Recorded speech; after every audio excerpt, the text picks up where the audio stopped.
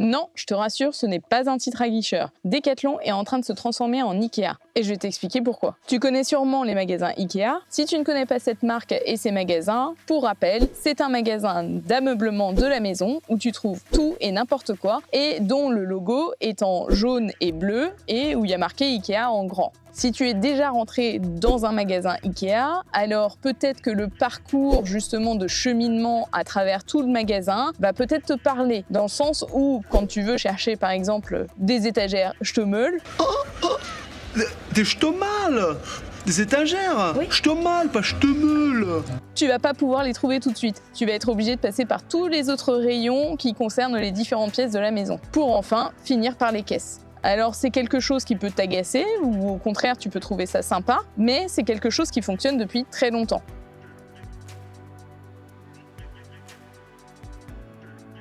Si tu as vu la première vidéo que j'ai faite sur le changement de Decathlon qui est en train de se produire en ce moment, peut-être que par la suite ou peut-être que là récemment en allant dans un grand magasin Decathlon, tu as vu que l'organisation à l'intérieur du magasin avait également changé. Tu as peut-être donc remarqué que maintenant aller chez Decathlon, c'est faire comme une balade dans le magasin Ikea, si tu connais aussi cette marque-là. C'est un parcours fluide où chaque détour t'amène à découvrir de nouveaux produits. Cette transformation est le fruit d'une vision stratégique portée par la nouvelle directrice générale du groupe Decathlon, Barbara Martin-Coppola. Si elle ne te parle pas, je vais te raconter un petit peu d'où elle vient. Comme ça, tu vas un petit peu mieux comprendre. L'un des trucs le plus important à savoir, c'est que avant de commencer à travailler pour le groupe Decathlon, elle a travaillé longtemps chez Ikea. Je te propose justement d'examiner son parcours pour pouvoir comprendre pourquoi il y a une similitude dans la nouvelle organisation des magasins Decathlon. Figure-toi que Barbara Martin-Coppola a rejoint le groupe Decathlon en 2022. Après un parcours assez impressionnant à l'international, elle a travaillé chez des géants comme Google, Samsung et Ikea avant de rejoindre justement l'équipe de Decathlon.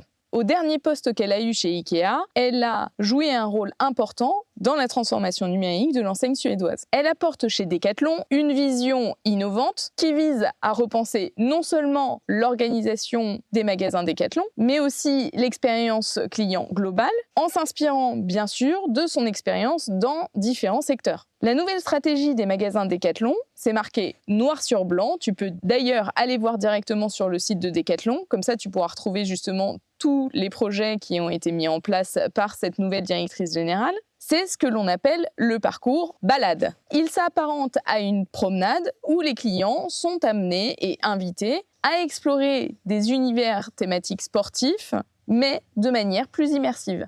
Et bien sûr, cette approche rappelle fortement l'organisation des magasins Ikea, où un parcours balisé guide le client pas à pas à travers différents espaces. Chez Ikea, cela permet aux clients de découvrir des pièces aménagées de la maison, tandis que chez Decathlon, le parcours amène à explorer des équipements sportifs complets et associés. Comme chez Ikea, ce type de parcours prolonge l'expérience et le temps passé en magasin et favorise la découverte de nouveaux produits auxquels les clients eux-mêmes ne pensaient pas en entrant dans la boutique.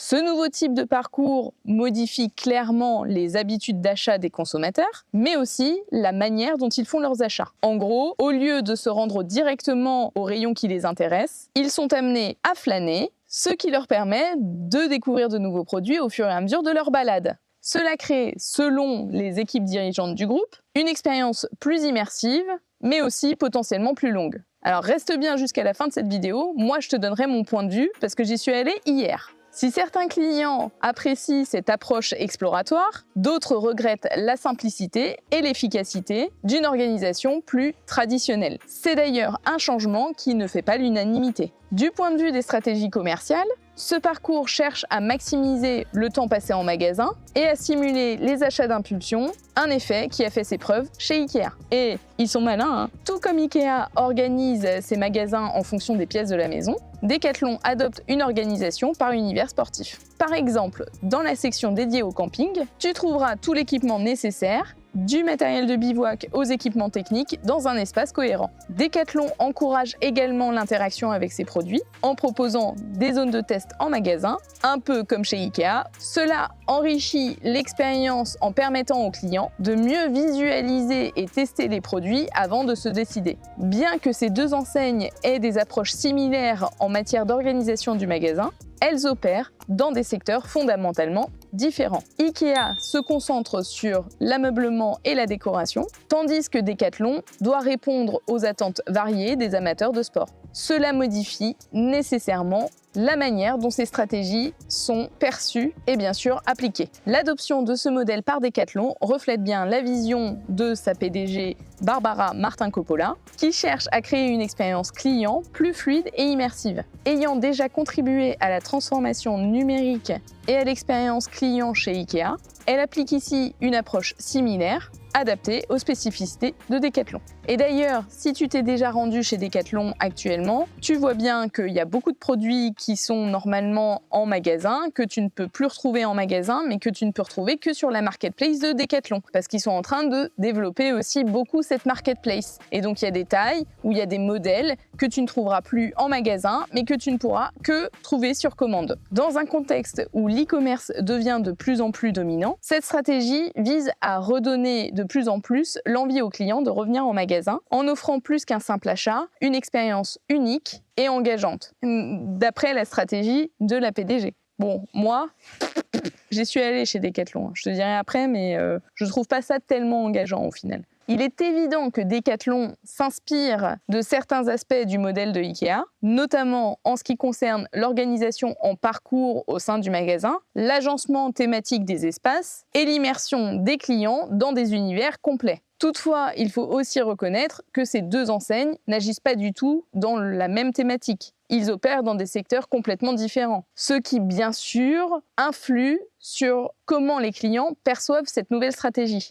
Reste à savoir si cette nouvelle organisation séduira vraiment le public, et bien sûr sur le moyen et long terme. Pour certains, c'est une innovation bienvenue qui enrichit leur expérience. Pour d'autres, cela pourrait rendre le shopping beaucoup plus compliqué. Bah oui, parce que quand tu es intéressé par un seul produit ou une seule marque en particulier ou une seule thématique, tu es quand même obligé de te taper tous les autres rayons avant d'arriver à la caisse et avant d'arriver à ton produit.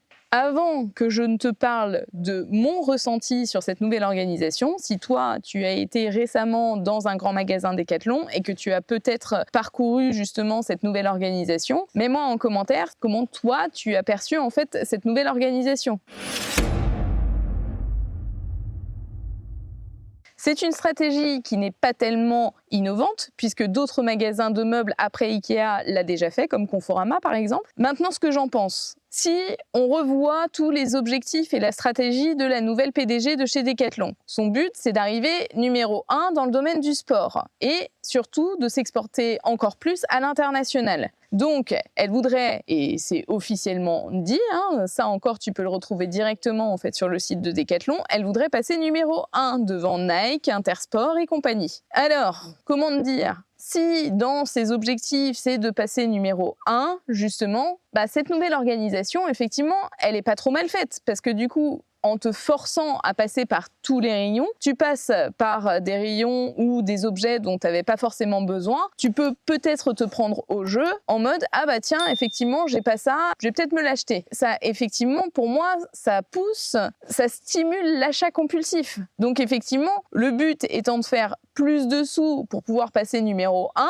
effectivement, l'organisation est bien faite. Après, c'est pas tellement innovant et moi, personnellement, quand je cherche un produit, je sais exactement quel type de produit je veux. J'ai pas envie de me taper tous les rayons pour pouvoir trouver ce que je recherche en priorité. Non, ça, personnellement, ça m'agace en fait de devoir faire tout le tour du magasin avant d'arriver aux caisses ou de faire tout le tour du magasin pour trouver l'objet ou l'équipement dont j'ai besoin. Et plus ça va, effectivement, moins combien il y a de produits en rayon, et ça aussi, ça m'agace en fait. Si on est toujours obligé de le commander, peut-être que finalement, quitte à chercher de la qualité ou du moyenne gamme, j'irai aller acheter ailleurs. Après, il faut reconnaître que Decathlon est une grande enseigne, ils ont quand même pas mal de produits, mais niveau qualité, alors je le dis, je l'ai déjà dit, c'est pas une surprise de ce que je pense de Decathlon. Ce que je pense réellement de Decathlon, c'est que pour des débutants, c'est très bien de commencer avec Decathlon. Le problème, c'est qu'ils vont avoir des très bons prototypistes derrière qui vont vous créer des super produits,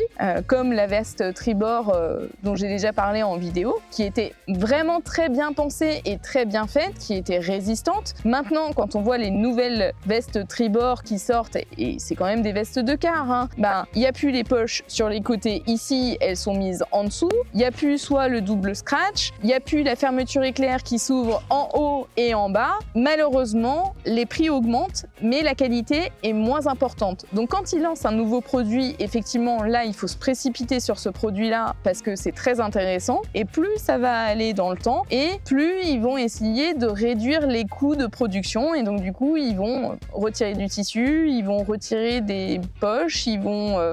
que sais-je. Mais en tout cas, le produit sera de moins bonne qualité que ce qui était proposé au tout début. Au vu des changements qu'il y a actuellement et de la disparition de certaines marques, comme j'ai pu parler dans ma première vidéo, c'est clairement le moment d'aller chez Decathlon si vous voulez vous équiper pour pas trop cher, quoique, mais pas trop cher, parce que là, vous pouvez aller taper directement dans les marques type 4Class, etc., parce que là, ils sont en train de tout déstocker. Donc là, ils sont en train de brader en fait les prix pour justement faire disparaître petit à petit ces marques-là et ne faire en sorte qu'il ne reste plus que ces 9 marques et ces 4 marques expertes. Donc, effectivement, ça vaut peut-être le coup d'y aller.